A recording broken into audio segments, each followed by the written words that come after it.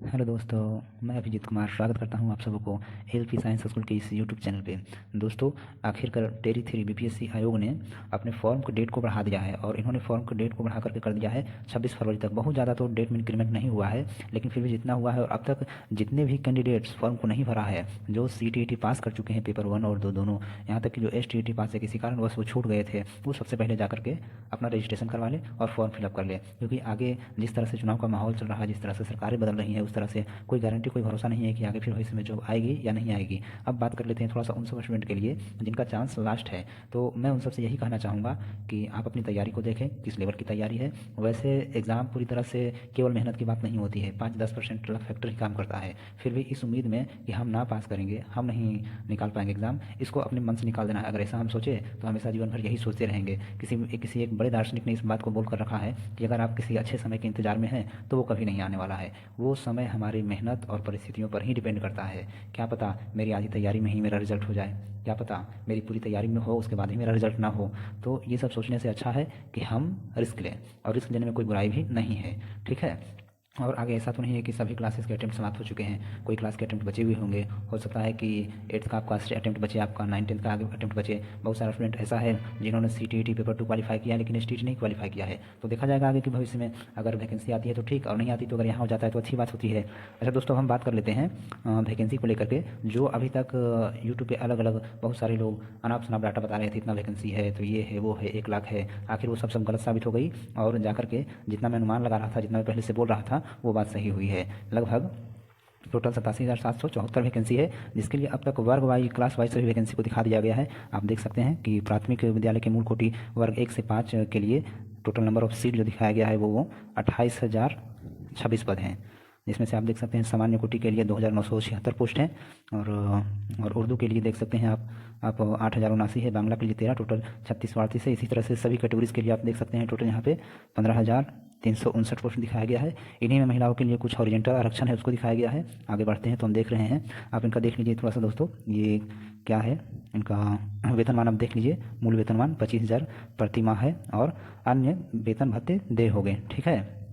आगे अगर हम बात करें 6 to 8 क्लास के लिए, देख सकते हैं यहाँ पे टोटल जो पोस्ट है वो 19,645 है। ठीक है दोस्तों, आप देख सकते हैं टोटल पोस्ट 19,645 है, जिसमें से आप ये देख लें कि गणित एवं विज्ञान के 791 पोस्ट है अनारक्षित के लिए, मीन्स जनरल के लिए 791 पोस्ट है। उसी तरह से यहाँ पे आर्थिक रूप से कमजोर वर्ग के लिए 307, EWS के लिए, अत्यंत पिछड़ा वर्ग के लिए 781, पिछड़ा वर्ग 559, अनुसूचित जाति 614, अनुसूचित जनजाति 510, कुल पोस्ट 3562। इसी तरह से अलग अलग सभी सब्जेक्ट्स को मिलाकर अगर हम देखें तो यहाँ पे टोटल 11,007 पोस्ट हो जा रहा है। इधर फिर महिलाओं के लिए बात की जा रही है, आप देख सकते हैं महिलाओं के लिए अलग से है थोड़ा सा, ये देख लीजिए। EWS महिला के लिए 249 है, अनारक्षित महिला के लिए 648 है, देख सकते हैं।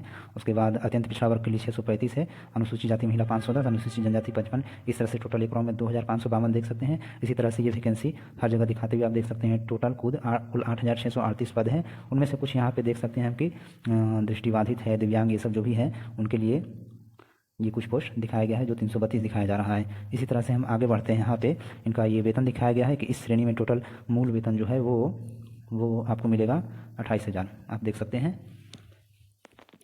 आगे इसमें एक बात और लिख दिया गया है कि योगदान की तिथि से 2 वर्षों की अवधि परीक्षमान अवधि मानी जाएगी एवं परीक्षा अवधि संतोषजनक नहीं पाए जाने पे परीक्षा अवधि का विस्तार 1 वर्ष के लिए किया जाएगा। मतलब आपको 2 वर्षों का एक तरह से ट्रेनिंग पीरियड चलेगा। ये लगभग हर जॉब में देखने को मिलता है, सेंट्रल गवर्नमेंट के प्रोबेशन ये पीरियड होता है। वहाँ पर अगर अच्छा परफॉर्मेंस आपका नहीं होता है तो फर्दर आपको फिर से ट्रेन किया जा सकता है, या फिर कहीं कहीं ये भी देखा जाता है कि अगर बहुत अच्छा आपका ये पोजीशन अच्छा नहीं रहा, बहुत अच्छा आप अपने कर्तव्य से निभा नहीं रहे हैं, ट्रेनिंग आप अच्छे से कंप्लीट नहीं कर पा रहे हैं, आप अपना रूटीन पूरा नहीं कर पा रहे हैं, तो वो यहाँ तक ये हो सकता है कि निकाल भी दिया जाए। पर ये इसमें बहुत ही कम, ना के बराबर स्टूडेंट होते हैं जो इस स्थिति से गुजरते हैं, बाकी सब ठीक होता है। आगे हम देखते हैं कक्षा 9 से 10 के विद्यालय अध्यापक के लिए टोटल 16,970 पद है। आप देख सकते हैं ये यहाँ पे 16,970 पद हैं।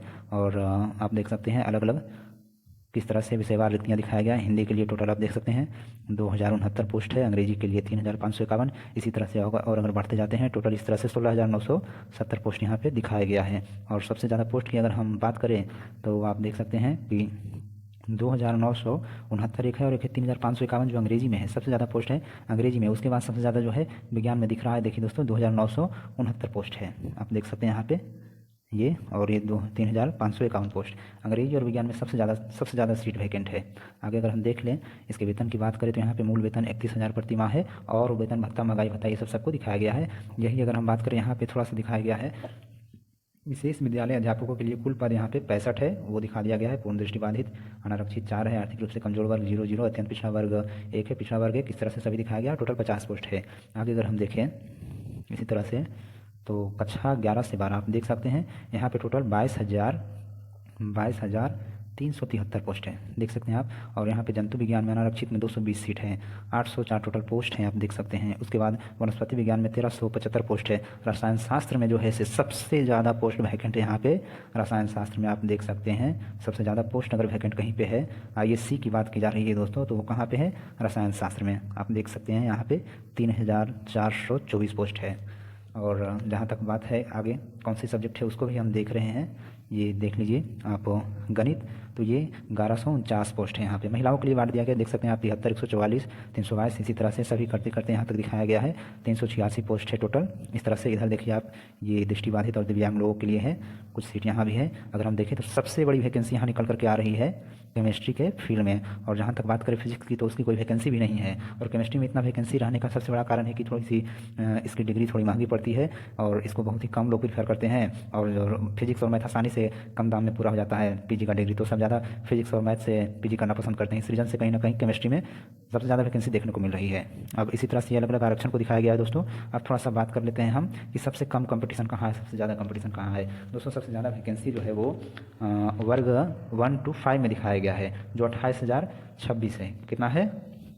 28,026 है। वर्ग 5 में 28,026 पोस्ट है, ठीक ना। और सबसे ज़्यादा आवेदन भी इसी के लिए गए हैं। और अभी तक अगर शुक्रवार तक की अगर बात करें तो लगभग 4 लाख के आसपास रजिस्ट्रेशन देखने को मिला है। और उसमें से 3 लाख प्लस लोगों का मीन्स आप ये कहिए कि फॉर्म कंफर्म हो चुका है, तो आप समझिए कि वो इनरोल्ड हो चुके हैं, एग्जामिनेशन में बैठेंगे ही बैठेंगे। उसके बाद देख लेते हैं 6 to 8 की बात कर लेते हैं तो वहाँ पे हम देख रहे हैं कि वहाँ पे सीट जो है वो 19,645 है। कितना है?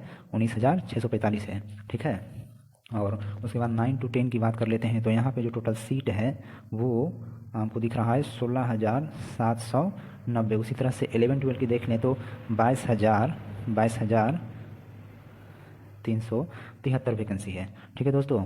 तो यहाँ पे अगर हम देख लें तो सबसे ज़्यादा जो कंपटीशन होने वाला है वो 1 to 5 में होने वाला है। उसके बाद जो सबसे ज़्यादा कंपटीशन होगा वो 6 to 8 में होगा। और ये आप मान के चले कि सबसे ज़्यादा अगर फॉर्म भरा जाएगा तो 6 to 8 में भरा जाएगा। उसके बाद ही फिर नहीं सॉरी, ये 1 to 5 में भरा गया है सबसे ज़्यादा। और उसके बाद कहीं सबसे ज़्यादा भरा जाएगा तो वो 6 to 8 में। और कंपटीशन भी 1 to 5 के बाद सबसे ज़्यादा 6 to 8 में होगा, क्योंकि बहुत कैंडिडेट पेपर 2 CTET का क्वालिफाई किए हुए हैं। अगर 11-12 की बात करें दोस्तों तो यहाँ पे नंबर ऑफ स्टूडेंट काफ़ी कम है। 11-12 में नंबर ऑफ स्टूडेंट काफ़ी कम है, और इस कारण से यहाँ पे मैं जहाँ तक देख पा रहा हूँ कि 22,373 वैकेंसी है। और इसके लिए जो कंपटीशन होगा मुश्किल से 3 या 4 स्टूडेंट पर सीट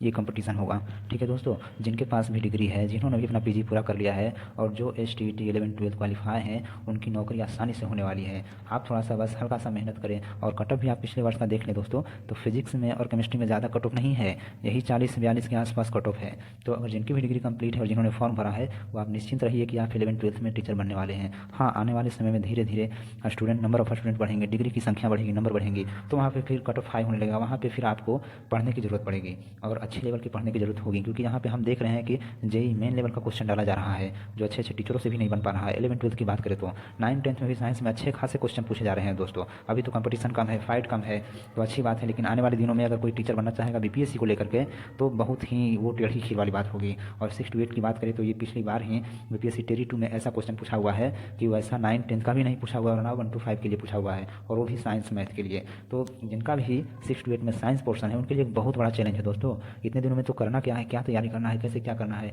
ये किसी को भी समझ में नहीं आता है इतने कम टाइम में। तो अच्छा रहेगा आपके लिए सबसे ज़्यादा कि आप जितना से जितना टेस्ट प्रैक्टिस करें। क्या करें? टेस्ट प्रैक्टिस करें। जितना से जितना हो सके आप 11th और 12th का नोट्स पढ़ें, ठीक ना। यही आपको वहाँ पे जीत दिलाएगा। और ख़ास करके मैथ में अगर बात करें, 11-12 की मैथ की बात करें तो वहाँ पे कोऑर्डिनेट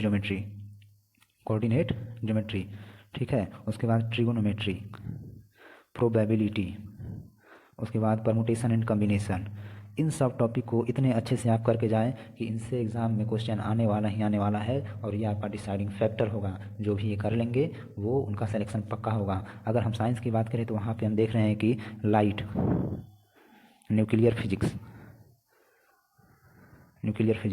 रेडियो एक्टिविटी, उसके बाद इलेक्ट्रोस्टैट्स, इन सब टॉपिक को अगर आप कर ले जाते हैं, ग्रेविटेशन की बात करें जो पिछली बार पूछा है दोस्तों, इन सब टॉपिक को अगर आप कर ले जाते हैं तो आपका सिलेक्शन पक्का है बीपीएससी टेरी थ्री एग्ज़ाम के लिए। बाकी अगर आप कहें, और वैसे भी मैं कोशिश करूँगा कि अपने चैनल पे free of cost BPSC TRE three के लिए प्रैक्टिस सेट डालूंगा, आप देख सकते हैं। और मैं साथ में आरआरबी एएलपी के लिए भी प्रैक्टिस सेट डालता हूँ दोस्तों।